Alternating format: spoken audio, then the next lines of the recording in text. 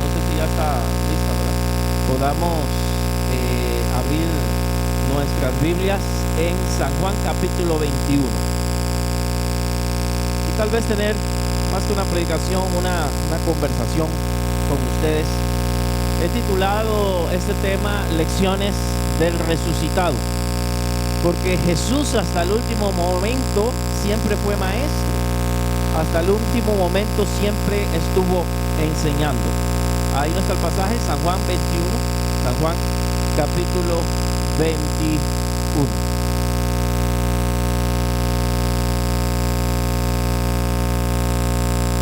¿Cuánto lo tiene? Vamos a leer unos versículos.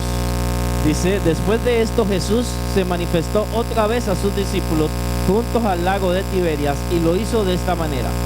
Estaban juntos Simón Pedro, Tomás, conocido como Dídimo, Natanael, el de Caná de Galilea, los hijos de Zebedeo y otros dos de sus discípulos. Simón Pedro les dijo: voy a pescar. Y ellos dijeron también: nosotros vamos contigo. Fueron y entraron en una barca, pero aquella noche no pescaron nada.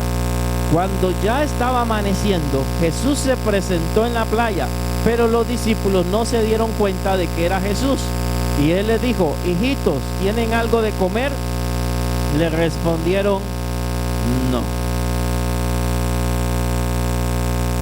Jesús ya había resucitado y ya se había aparecido a sus discípulos en otras ocasiones. Ya él había resucitado y ya había tenido sus apariciones. Ahora él se les presenta en este capítulo y les recuerda varias lecciones del pasado.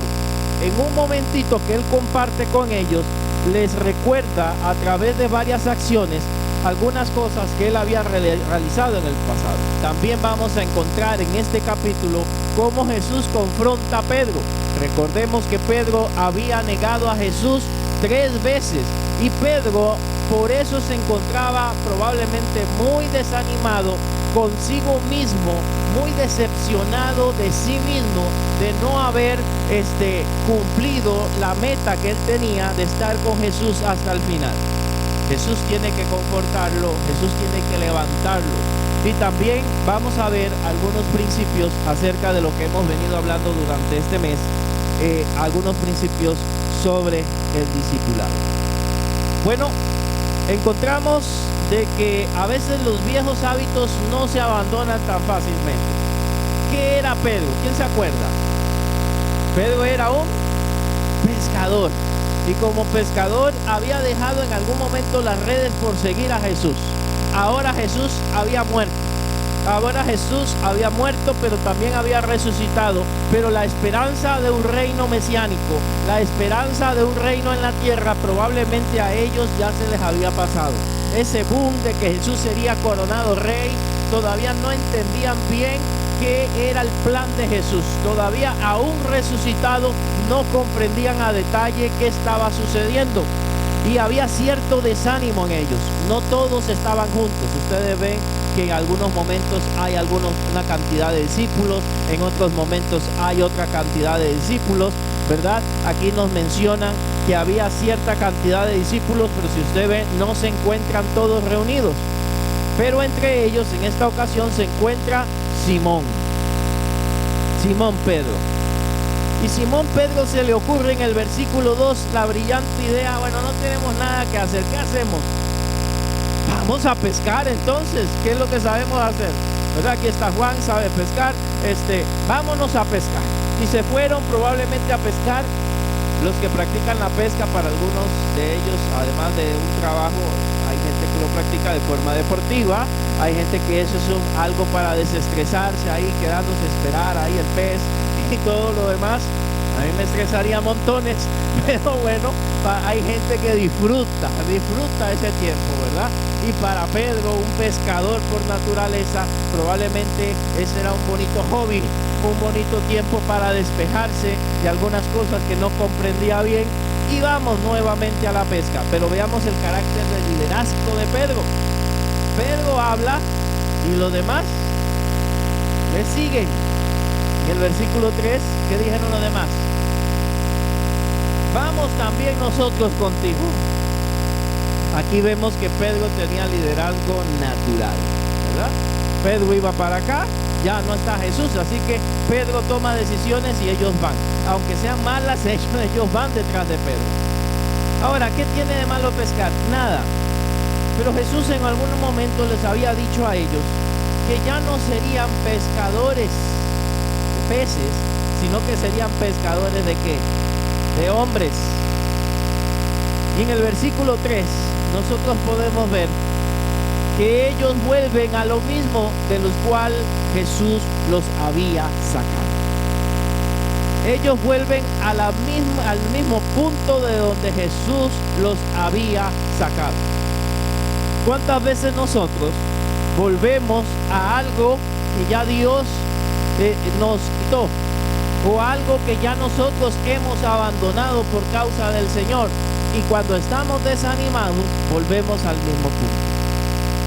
Y no tiene que ser pecaminoso, no tiene que ser nada malo. Aquí pescar no era pecado, pero eso significaba una vieja vida de ellos, un viejo estilo, otra misión, otra forma de vida. Ahora ellos habían sido llamados para servir al Señor. Ahora ellos habían sido llamados para trabajar en la obra del Señor, no para pescar. Sin embargo, Pedro regresa al mismo punto y arrastra a los demás discípulos. El texto nos dice que no pudieron, hermanos, pescar nada. Unos expertos pescadores no pudieron pescar nada. No sé si hay esos 3 años y medio con Jesús debilitaron su práctica de pescar, pero lo que bien se aprende nunca se olvida. Así que ellos no pudieron pescar porque el Señor quiere recordarles una enseñanza que ya se las había dado en la pesca milagrosa. La enseñanza de que ellos necesitan estar cerca del Maestro siempre. No pudieron pescar nada, amados hermanos, no pudieron pescar nada. Pero el versículo 4 nos dice que cuando ya estaba amaneciendo, Jesús se le presentó en la playa. Significa que pasaron varias horas intentando pescar. Jesús se aparece en la playa, pero los discípulos no se dieron cuenta de que era Jesús. Recuerden que ellos tenían como una especie de velo, entonces no podían distinguirlo. También algunos piensan que su apariencia no era de la misma manera, pero no lo pueden distinguir inmediatamente. Y él les respondió, y él les dijo: hijitos, ¿tienen algo de comer? Y ellos, ¿qué le respondieron? No lo reconocían. Así que llega un extraño. Cuando un extraño se acerca pidiendo, algunos quieren darle y otros de una vez no tenemos nada. Probablemente con frustración, probablemente con cansancio, con agotamiento. No tenemos nada que darte. No pudimos pescar nada. ¿Tienen algo de qué comer? ¿Tienen algo para mí? Pero aquí vemos también una lección. Estamos hablando de lección de discipulado o lección del resucitado. Y aquí hay una lección. La obediencia trae bendición. La obediencia a nuestro Cristo siempre traerá bendición. En el versículo 6, Él le dijo: echad la red a la derecha de la barca. No sé si estaban entonces en la izquierda, probablemente, o estaban al frente, o estaban atrás, no sé. Échenla a la derecha, ¿verdad? Y hallaréis ahí peces. Ellos, en esta ocasión, aunque no reconocen que es Jesús, no hacen lo de la vez pasada, que comienzan a refutarle: toda la noche hemos estado pescando, pero bueno, en tu nombre echaré la red. En esta ocasión le hacen caso, ¿verdad? Obedecen, han aprendido algo. Entonces la echaron y ya no la pudieron sacar por la gran cantidad de peces. Jesús era carpintero, no era pescador, humanamente hablando. Pero ¿quién creó los peces? Nuestro Señor. ¿Quién sabe dónde están los peces? ¿Dónde pican? ¿Dónde llegan? ¿Qué les está queriendo enseñar el Señor Jesús aquí a ellos? Le está enseñando que ellos deben ser obedientes. Les está recordando un evento pasado. Cuando ellos están haciendo esto, probablemente recordaron, esto ya lo vivimos y no era un déjà vu, esto ya lo pasamos, esto ya ocurrió y esto ocurrió con nuestro maestro y esto sucedió. No podían sacar la red por la gran cantidad de peces. ¿Y qué ocurrió en el pasado? Tuvieron que pedir ayuda. El versículo 8 nos dice que otros discípulos vinieron con la barca arrastrando la red de peces, pues no distaba de tierra como 200 codos. O sea, estaban cerca. No los adentró al mar. Pero además de la obediencia, hay otra lección más acá, que es la dependencia. El verso 9 dice que al descender a tierra, vieron brasas puestas y un pez encima de ellas y pan en singular. Pez en singular. Jesús ya les tenía preparada la cena. Jesús ya le tenía preparado el pescadito. Ya le tenía el pan. Pero aún así, permitió que ellos se esforzaran y trabajaran y les dijo dónde debían tirar la red para pescar. Jesús puede hacer el milagro, hermanos, cuando Él quiera en nuestras vidas, pero muchas veces espera que nosotros nos esforcemos y hagamos nuestra parte. La parte de ellos era esforzarse y era tirar la red y arrastrarla. Pero Jesús ya les tenía un pescado, ya les tenía pan ahí. ¿Por qué un pez? ¿Y por qué un pan? El texto no nos los aclara, pero parece insinuar que este pez y este pan se multiplicó también. Este pez que está aquí era para todos. Un pescado no alcanzaba. Y un pan están en singular.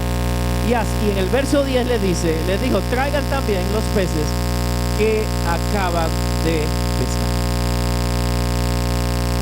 Jesús aquí les está recordando la pesca milagrosa, pero también les está recordando la multiplicación de los panes y los peces. Traigan los peces, como si quieren más, ¿verdad? Quieren repetir, ahí tienen. Les está recordando dos milagros en los cuales el Señor quería enseñarles en aquellos años dependencia. Nosotros dependemos es de Dios. Dios puede hacer que tus esfuerzos, tu trabajo den fruto, pero Dios es el que te dice a dónde tiras la red, si para la izquierda, si para la derecha. Dios es el que nos indica cómo hacer las cosas para que las cosas prosperen y avancen. Pero Dios también nos tiene pan y peces milagrosamente. Los dos son milagros. Uno donde el Señor bendice tu esfuerzo y otro donde el Señor provee y multiplica lo que ya tienes. Dios trabaja de distintas formas, pero tú no dependes de tus fuerzas, ni tú ni yo dependemos de nuestra propia fuerza, dependemos de Dios. Sea que Él te indique a dónde debes tirar la red, o sea que Él ya tenga preparado el pan y el pez que ha de multiplicar para que alcance para ti y para los tuyos. De Dios es que dependemos. ¿Cuánto lo creen? Jesús les está recordando a ellos en su momento de desánimo, en su momento de desgano, recordando de que sin Él nada pueden hacer. Jesús se los había dicho, sin mí nada podéis hacer. No son nuestras fuerzas. Podían ser muy buenos pescadores, pero si no estaba la bendición de Dios, no iban a pescar nada. Usted puede ser muy profesional, usted puede ser muy inteligente, usted puede ser muy capaz, pero si Dios no está con usted, no hay peces, no hay bendición, no hay nada. Pero si Dios está con nosotros, hay provisión de lo alto, hay bendición para nuestras vidas. Qué bendición es depender de Dios. Dejemos de confiar en nosotros mismos. Dejemos de confiar en nuestras propias fuerzas. Y dos cosas: obedezcamos a Dios. Seamos obedientes a la voluntad de Dios. No hagamos nuestra voluntad, porque pasaremos toda la noche intentando pescar y no lograremos nada. Lecciones del resucitado.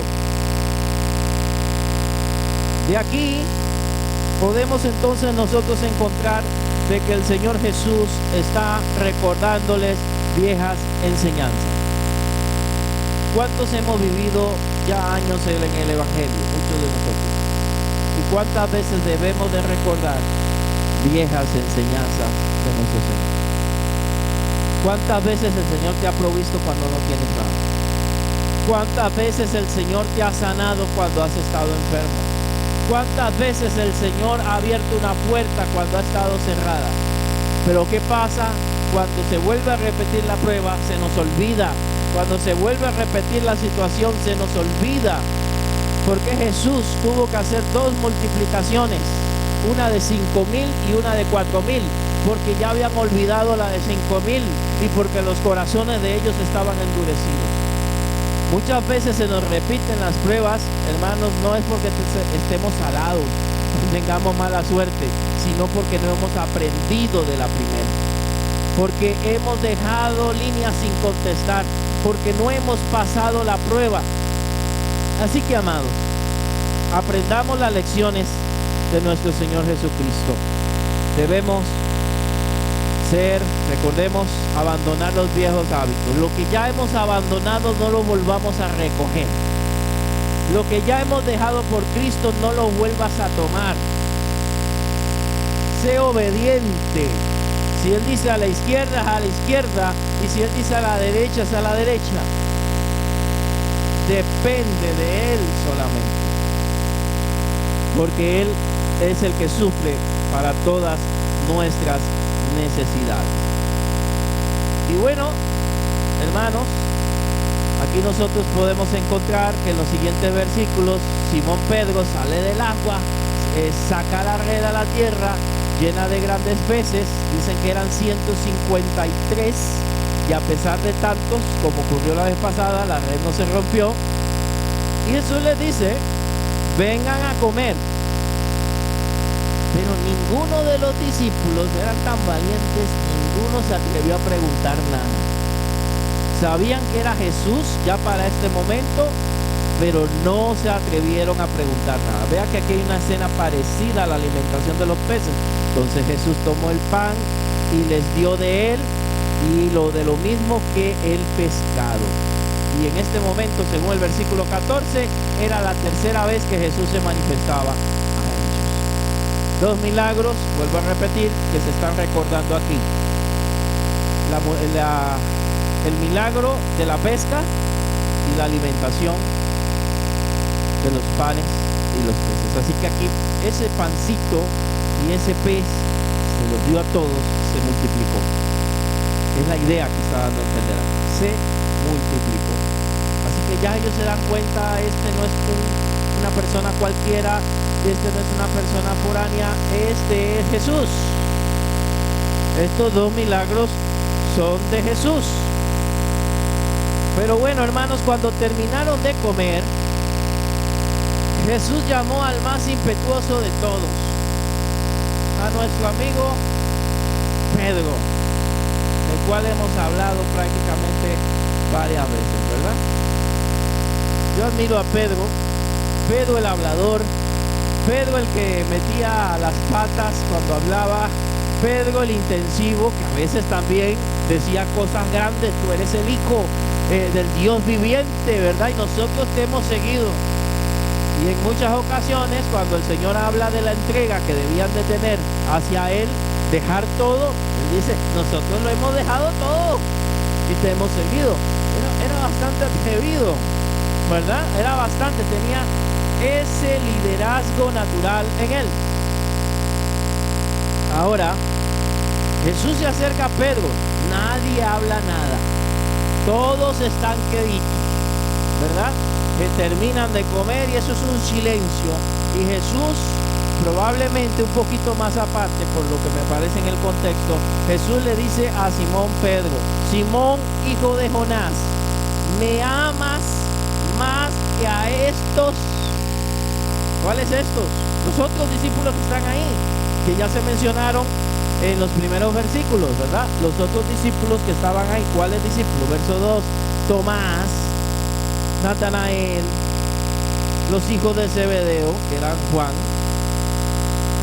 y Jacobo, y otros dos discípulos que no sabemos quiénes son. ¿Me amas más que estos? Y la palabra que aquí utiliza en el griego, aquí tengo uno, dice fileo, dice ágape, me agapeas, me amas, que es el amor incondicional. Ya Jesús confronta a Pedro. Y aquí hay algo interesante. Cuando usted tiene discípulos, los discípulos se confrontan. Estamos en una cultura, con el respeto de todos ustedes, y yo vivo aquí y tengo familia aquí, que no le gusta la confrontación. Si algo se hizo mal, hagámonos los locos, no le digamos nada a la persona. Si alguien dijo algo malo, obviemos que eso sucedió, ¿verdad? Tenemos el elefante grande dentro de la sala, pero nadie lo ve. ¿Qué elefante? No, ahí no hay nada ha pasado, todo está bien, tranquilos, ¿verdad? Eso es parte de nuestra cultura, y eso es bueno por un lado y malo por otro, porque hay cosas que cuando están mal hay que corregirlas en el discípulo para que mejore. Si tengo un discípulo, alguien que estoy formando como predicador, como futuro pastor o líder, y yo le veo cosas ahí que no están bien, un poco orgulloso, un poco vanidoso, un poco hablador, hay que corregirlo, porque si no, no va a llegar a alcanzar a donde Dios lo quiere, y si llega a esa meta se cae rápido, porque nadie corrigió esos defectos. Pero también tenemos otro problema: no nos gusta que nos corrijan. No se meta en mi vida, en mi vida privada, yo sé lo que voy a hacer, y un discípulo así no va a crecer. Jesús corregía constantemente a sus discípulos porque ellos se iban a encargar de la iglesia. Y en el momento que quiero ser líder y en el momento que quiero ser discípulo de Dios, tengo que ser corregido por él y por otras personas. Y bueno, Simón le tocó el momento. Probablemente estaba: bueno, Jesús, yo no estoy por aquí, ¿verdad? Bueno, Jesús, y él en la cabeza, que no me diga nada, que lo que hice, que tonta, que no me mencione. Yo le dije a él que estaría con él hasta la muerte, no lo cumplí, no lo hice. Y ahí: Simón, ven para acá, necesitamos conversar. A la oficina. Vamos a hablar. Simón, toma el contexto de lo que pasó. ¿Me amas más que? Imagino a Pedrito y le responde, y quiero decirle, aunque yo lo puse aquí al propio por algunas versiones, él le responde: sí, Señor, tú sabes, la palabra correcta debería ser te quiero. Tú sabes que te quiero, que te fileo, es lo que usa. Tú sabes que te fileo, siento un aprecio por ti, pero ya decir que te amo después de la que hice son palabras mayores. Tú sabes que te quiero. ¿Cuántas veces nosotros nos llenamos la boca? Es que yo amo a Jesús, es que yo le sirvo hasta el final, es que yo esto y lo otro, y cuando viene la prueba salimos corriendo, y todas esas palabras quedaron en el aire. Ahora Pedro ha madurado un poco y ya no se atreve a decir te agapeo. Ya no tiene la misma fuerza, sino que bajó de intensidad. Sé que lo he mencionado otras veces, pero para aquellos que están por aquí no estuvieron en ese culto, es como cuando su pareja le dice: ¿me amas? Y usted le sale con te quiero. Se bajó todo lo romántico de esa noche. Se perdió todo. Probablemente hasta tenga un problema grave por no usar la palabra correcta, aunque sean sinónimas, como aparece aquí. Ágape y fileo son sinónimas, tienen significados diferentes. El ágape es un amor incondicional, que tal vez lo puedan tener los padres, entre comillas, lo más parecido. Pero el amor fileo es un amor de amigos, de compañeros. Y eso es lo que le está diciendo. Oiga, que a usted su pareja le salga con eso, ¿qué le hace usted? Cuénteme. ¿Qué le hace? ¿Me amas? ¿Qué? ¿Te quiero?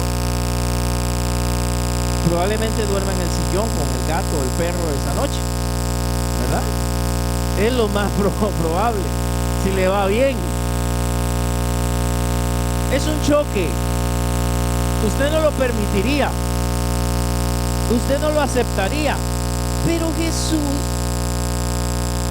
no es como nosotros. ¿Qué le dice? Apacienta mis corderos. ¿Y qué es un cordero? Bueno, es una oveja, pero es el animal más pequeñito. O sea, en otro sentido, cuida, alimenta a los recién convertidos, a las ovejitas, a los pequeños. Le está poniendo una responsabilidad a alguien que está diciéndole que no le ama de la misma manera. Le está dando una oportunidad. Y ese es nuestro Dios, un Dios de oportunidades. Un Dios que mira más allá de nuestros defectos y aún siendo nosotros infieles nos ha llamado, nos ha escogido y tiene un plan para nosotros, porque no mira nuestras limitaciones como las de Pedro, sino mira lo que Pedro va a hacer más adelante. Mira lo que va a hacer con Pedro. Mira un Pedro restaurado, mira un Pedro levantado. No lo mira como Pedro se está viendo a sí mismo.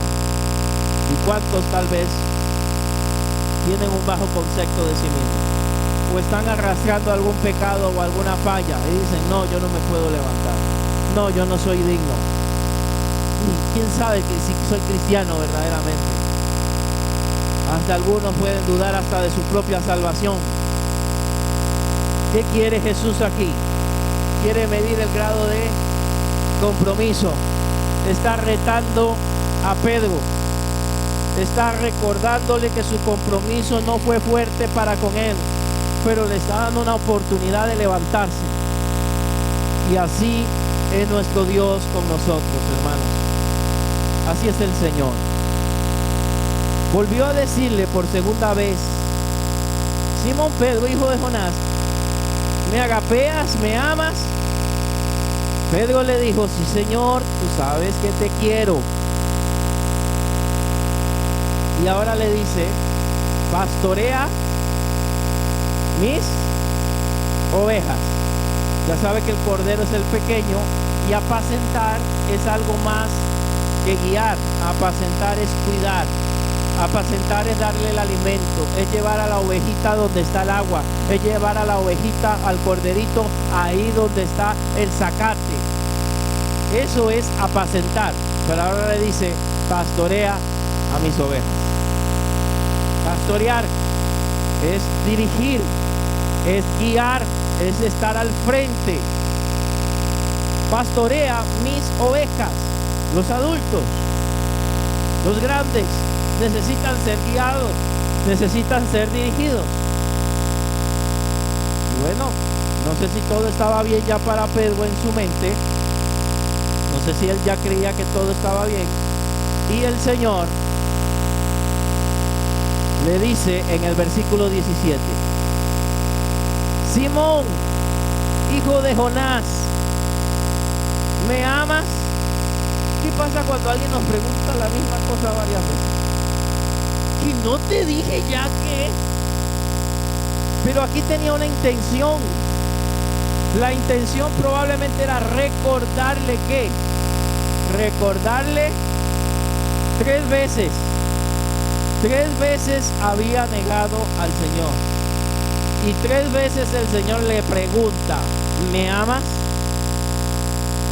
Probablemente para este momento ya Simón Pedro se da cuenta de la intención del maestro, que es recordarle toda la habladuría que había tenido, todo lo que había dicho. Y entonces él responde en el versículo 17: Señor, tú lo sabes todo. Esta frase es interesante. O sea, tú conoces mi corazón. Tú sabes que te quiero. Eso quiere decir, tú sabes que es todo lo que he podido dar. Tú sabes que esto ha sido lo que tengo en mi corazón. Tú sabes si verdaderamente puedo mejorar o no puedo mejorar. Tú lo sabes todo. Tú sabes que te quiero. Y entonces, aquí el Señor cierra su llamado para él, diciéndole: apacienta mis ovejas. Apacienta es alimenta. Dale atención también a las ovejas. No es porque Pedro sería el primer papa, pero sí sería el primer líder en levantarse en la iglesia. Sí sería el primer predicador que tuviera la iglesia. Y muchas de las cosas Pedro las iba a dirigir como ser el primero. Posteriormente se levanta Jacobo y posteriormente el mismo apóstol Pablo se convierte en líder de la iglesia. No permanece un líder. En Hechos no vemos un líder permanente. Van cambiando, van rotando entre ellos. Un tiempo está Pedro y otro tiempo aparece como líder del concilio, aparece Jacobo. Significa que los roles cambian, pero eran siempre siervos del Señor. Tú sabes que te quiero. Tú sabes que te quiero, y la misma palabra que aparece en el griego, tú sabes que te fileo. Él no la cambió, ni quiso decir: tú quieres oír que yo te amo, está bien, tú sabes que te amo. ¿Cuántas personas le dicen: ay, pero yo quiero oírte decir esas palabras? Le dicen a la otra: nunca te he oído decir, está bien, yo te amo. Ay, qué lindo. Pero fue obligado, fue empujado, no nació del corazón. Pedro está diciendo lo que siente. Estoy consciente de que no tengo un compromiso fuerte, pero aquí estoy. Puedes hacer conmigo lo que quieras. Tú sabes, tú me conoces, sabes quién soy yo. ¿Cuál es tu compromiso para con el Señor? ¿Cuánto amas al Señor realmente? No lo que dice tu boca, sino tus acciones en el momento de la prueba. ¿Cómo actúas cuando estás siendo probado? ¿Cuál es tu actitud? ¿Cuál es tu grado de compromiso? ¿Dejas todo botado? ¿Sales huyendo al compromiso? ¿Amas al Señor realmente o solamente le quieres? ¿Jesús le reclamó por quererlo? ¿No? ¿Qué puede hacer? Si eso es lo que siente. Si es así como Él está, esa es su condición. Más bien, Pedro está reconociendo cómo está. Y cuando usted y yo reconocemos cómo estamos realmente, ahí Dios puede hacer grandes cosas. Cuando dejamos de hablar, cuando dejamos de adular, cuando dejamos de decir cosas que no son ciertas y que Dios conoce nuestro corazón, es ahí donde Dios puede transformarnos y verdaderamente hacer que seamos personas de mayor compromiso. Él es sincero. Él es genuino. Vemos un Pedro cambiado. Pero aquí no termina la historia, hermanos. Verso 18. Jesús le dice: de cierto te digo, cuando eras más joven, te vestías e ibas a donde querías, pero cuando ya seas viejo, extenderás tus manos y te vestirá otro, y te llevarán a donde no quieras. ¿Qué está queriendo decir el Señor con esto? Cuando eras joven hacías lo que te daba la gana. Significa que Pedro no era tan jovencito como algunos creen. Aquí ya Pedro tiene una edad probablemente mediana. Cuando era joven hacía lo que querías, ibas donde querías, ¿verdad? Pero cuando seas viejo tendrás que extender las manos para que otro te lleve. ¿De qué está hablando Jesús? El verso 19 nos da una claridad diciéndonos: Jesús dijo esto para dar a entender con qué muerte glorificaría a Dios. Está hablando de un encarcelamiento. Otro para que te quiten las cadenas y entonces tengas que ir, te tendrán que vestir. No es porque estaba viejito, no. Está refiriéndose a que él iba a pasar por un momento de prisión y de muerte. Ese Pedro cobarde, ese Pedro hablador, terminaría sacrificándose por el Señor y por la obra. Ese Pedro que está diciendo te quiero, se volvería un hombre valiente más adelante, que no huiría, sino que se enfrentaría al mismo imperio romano. Ese Pedro cobarde fue, si no me equivoco, uno de los mártires que hubo en la iglesia. Y la historia, generalmente recopilada por la Iglesia Católica, no lo podemos decir en la Biblia, dicen que Pedro dijo: no soy digno de morir igual que el maestro. Cuando le iban a crucificar, volteen la cruz, crucifíquenme boca abajo. Ese era el cobarde. Después de la venida del Espíritu Santo. Hermanos, ¿cómo estamos hoy? No significa que sea como debemos de terminar. Hoy tal vez tienes poca fuerza. Hoy tal vez no eres tan valiente y tan fuerte como quisieras. Hoy tal vez te sientes débil espiritualmente. Pero si tú reconoces tu condición, Dios te puede levantar, te puede fortalecer. ¿Quién fue Pedro después de eso? El primer predicador, ¿verdad? Que ganó miles de almas. Un líder de la iglesia. Se le conoce como columna de la iglesia. Ese fue Pedro, que probablemente, si Jesús no viene a confirmarlo y a levantarlo, se hubiera alejado del grupo poco a poco. Tus errores no tienen que ser tu final. Tus errores pueden ser una enseñanza para ser mejor. ¿Qué implica el discipulado? Sacrificio. Cuando servimos a Dios, aunque no nos guste, hay sacrificio. Hay cosas que dejar, hay comodidades que abandonar, hay decisiones que tomar por causa de la obra del Señor. Cuando usted es discípulo de Jesús, tiene que sacrificarse, no para salvación, sino para seguir sus pasos.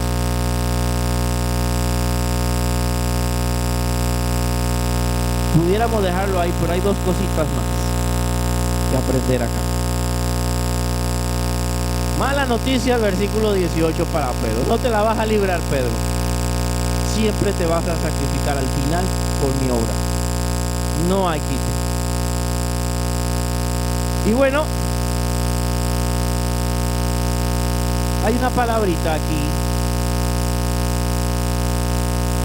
Esto dijo, dando a entender qué muerte había de glorificar a Dios. O sea que Pedro iba a morir por la causa del evangelio. Y dicho esto, añadió: sígueme. Una palabra sencilla. Vienen momentos duros, Pedro. Vienen momentos complicados. Vienen momentos difíciles, pero tú sígueme. Sigue mis pasos. No te alejes. No dejes el evangelio. No te apartes. Sígueme. Y esto implica perseverancia, que aunque las cosas estén difíciles, yo sigo al maestro. Ahora, imagine la escena. La escena era literal. Jesús le estaba diciendo las dos cosas. Jesús estaba hablando con él y está caminando y le dice: sígueme. Eso está pasando, sígueme. Y le está dando a entender con ese caminar: tú sigue mis pasos. Camina detrás de mí. No importa lo que venga, sígueme. Camina conmigo. Eso es perseverancia. Si tú eres de los creyentes que cuando las cosas están bien, palmeas, cantas, gritas, danzas y todo lo demás, pero cuando vienen problemas ya no se te ve en la congregación, ya no tienes ánimo para nada, no has entendido qué es seguir a Cristo. Hay que seguir a Cristo en las buenas y en las malas. Si somos discípulos de Jesús, eso es lo que vamos a hacer. Seguirlo también cuando las cosas se ponen complicadas. Sígueme. ¿Por qué digo que Jesús está diciendo que le siga también de forma física en ese momento? Dice el verso 20: al volverse Pedro, vio que le seguía el discípulo a quien Jesús amaba. O sea, están caminando. Sígueme, Y aquí este sígueme no es simple, sino que es profundo. Y por ahí detrás iba ¿quién? Juan. ¿Juan quién era? Juan era el cumiche, hermanos. El, no sé cómo decirlo, el tico, ¿verdad? El chiquitito, el chineado, ¿verdad? El más jovencito de todos, que se recostaba al hombro del maestro. Ese era Juan. A la hora de la resurrección, a la hora de llegar a la tumba, corren los dos, Pedro y Juan. Entre ellos parece que hay cierta, no rivalidad, pero hay cierto roce entre ellos, hay algo ahí. Ellos siempre estaban cerca del maestro, uno joven y Pedro. Y entonces, en este momento, Pedro observa que le está siguiendo a aquel discípulo. ¿Y qué le dice Pedro? Ojo con esto. Señor, ¿y qué de este? ¿Qué de este metiche? Está aquí tratando de oír nuestra conversación. ¿Qué de este? Este que viene ahí, escondido por ahí. ¿Qué de este? Ya lo vi, ya te vi, Juan. ¿Qué de este? ¿Qué vas a hacer con él? Pobrecito. Es el más jovencito. ¿Qué pasa con Juan? ¿Qué va a pasar con Juan? Ya me dijiste lo que me va a venir a mí. ¿Qué va a pasar con él? ¿Qué de este? Y Jesús le dice, si quiero que él quede hasta que yo venga, ¿qué a ti? Suena muy bonito. ¿A ti qué? Pongámoslo así. ¿A ti qué te importa? ¿Qué te importa lo que yo voy a hacer con Juan? ¿Qué te importa lo que está pasando con Juan? ¿Qué te importa mi plan para con Juan? Sígueme tú. Y esto es importante porque a veces nos ponemos a ver lo que Dios está haciendo con la vida de los demás. ¿Y qué pasó con fulano? ¿Y por qué este no vino? ¿Y por qué este no hace esto? ¿Y por qué este no hace aquello? ¿Qué a ti? Sígueme tú. Lo importante eres tú, el que va a dar cuenta a Dios de su trabajo, de su búsqueda, de su servicio. Eres tú, nadie más. Los demás no importan. Importas tú y tu relación con Dios y lo que tú haces para Dios. Ese es el problema del Señor. ¿Qué vas a hacer con él? Y bueno, usted sigue leyendo, por ahí se hizo como una idea de que Juan sería eterno, que no iba a morir hasta que viniera el Señor. Pero Juan mismo dice, eso no es lo que dijo Jesús. Solo dijo, si yo quiero que él quede hasta que yo venga, a ti qué. Pero hay cierta verdad en esto. Juan fue el último de los apóstoles en morir y murió ancianito. Todos los demás murieron de forma trágica.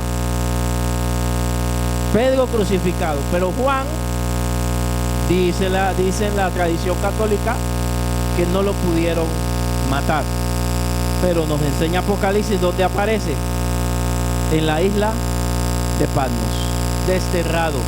No lo mataron por alguna razón, sino que lo desterraron y ahí murió anciano, porque Dios tenía un propósito con él. ¿Cuál? Escribir el Apocalipsis. Y fue el último de los apóstoles en quedar. El propósito de Juan era distinto al propósito de Pedro. Pedro iba a abrir la iglesia, Juan iba a cerrar el canon de la Biblia. Propósitos diferentes. Pedro era enérgico, Juan más tranquilo en ese momento, aunque era hijo del trueno. Amados, y Dios también nos hace esta pregunta: ¿cuántas veces vamos caminando y nos detenemos para mirar qué está pasando con los demás? ¿Y qué con este? ¿Y qué con el otro? ¿Y qué con fulano? Creo que Dios nos hace la misma palabra. ¿Y a ti qué? Dejémoslo ahí. ¿Y a ti qué?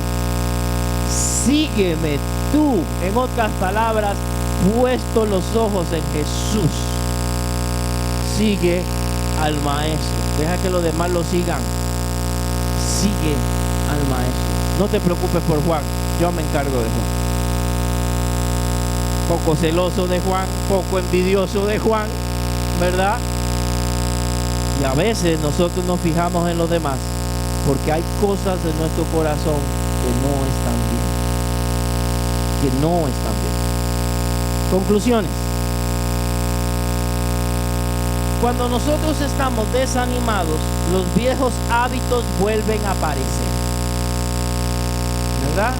La tentación a volver a lo mismo. La tentación a ocuparme en las mismas cosas que antes había dejado. Tenemos que superar esa tentación. Creemos que podemos ser autosuficientes sin necesidad de Dios, que ya podemos jugárnosla, pero siempre vamos a necesitar del Señor. Una vez hemos conocido a Jesús, siempre necesitamos de Él. Es allí donde el Señor nos recuerda que no podemos hacer nada sin Él. Nada podemos hacer sin Él. Un discípulo del Señor debe ser obediente y entender que Dios es el que provee lo que necesitamos. Que sí debes esforzarte, sí, pero debes obedecer al Señor para que ese esfuerzo redunde en bendición, como fue el de sacar los peces de la red. Debemos crecer en compromiso con el Señor. No podemos ser los mismos. Pedro, después de ese encuentro, no fue el mismo. Después de ese momento no fue el mismo. Fue diferente, y eso se llama crecimiento. No puede ser usted el mismo de siempre. Usted debe ser cada día mejor. Cada día debemos de cambiar cosas pecaminosas. Pedro no llegó a ser perfecto, ni ninguno de nosotros lo será, pero le aseguro que Pedro llegó a ser valiente. Le aseguro que Pedro llegó a ser comprometido con la obra. Le aseguro que Pedro llegó a ser el líder de la obra inicial. ¿Qué puede hacer nosotros? Dios, si reconocemos realmente cómo estamos. Sinceridad. Entender que se deben hacer sacrificios a veces para seguir a Jesús. ¿Cuántos hoy les gustaría estar en una playa, en una piscina, quemándose al sol, ¿verdad? Otros no, otros sí. Pero para seguir al Señor muchas veces tenemos que sacrificarnos. Los que sirven acá, los que vienen, no solamente el pastor, los que tienen que atender acá, a qué hora tienen que venir, a qué hora tienen que llegar, a poner la alarma, a levantarse más temprano. Dirá alguien, por eso es que yo no sirvo. Pero hay bendición en servir a Dios. Requiere sacrificio y esfuerzo. Los que cantan, los que tocan, ¿verdad? Aprenderse la canción, repasarla, practicarla, volverlas a ensayar. Todo requiere un esfuerzo. Seguir al Señor requiere sacrificio, requiere esfuerzo, no es fácil. Debemos ser perseverantes en el caminar con Cristo. No que una cosa nos desanime, sino seguir adelante y tener puesta la mirada en Jesús. Deje de mirar a los demás, deje de criticar a los demás, ponga la mirada en Jesús y síguelo a Él. Siga adelante, deje que Dios trabaje con los que tengan que trabajar. Eso es problema del Señor y probablemente de los líderes que tienen que atender a esa gente. Deje a Dios trabajar, preocúpese por su vida espiritual, por su relación con Dios, por estar caminando con Jesús.